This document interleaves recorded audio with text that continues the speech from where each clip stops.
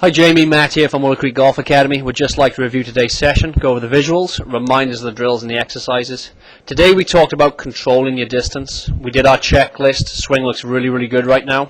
But at impact, what we can see occasionally, great use of the legs right here. Occasionally what happens when you hit this ball, that shaft will lean backwards away from the target.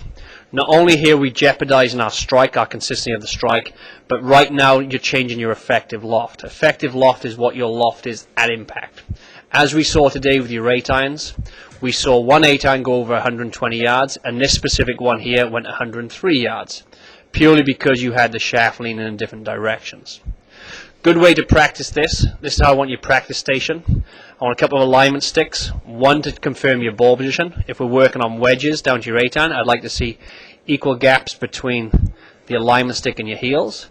I'd like another one for your body alignment, which will include your feet, hips and shoulders. And then I want your lie board down about 2.5 ball widths between your ball and the board itself.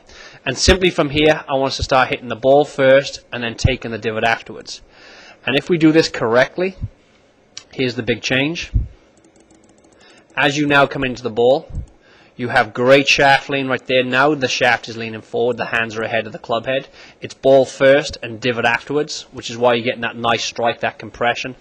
But this was the 50-yard test, and you can see right there how much bend you have in the shaft, purely because you're keeping your hands or the grip ahead. Whereas any power you had here on the left-hand side, when that club head goes past your hands, you've actually lost.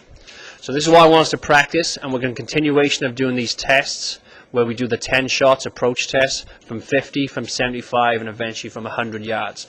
And to get really good at this, we have to have that shaft leaning consistently forward. If you have any questions whatsoever, don't hesitate to call me. My direct line is 603-489-0267.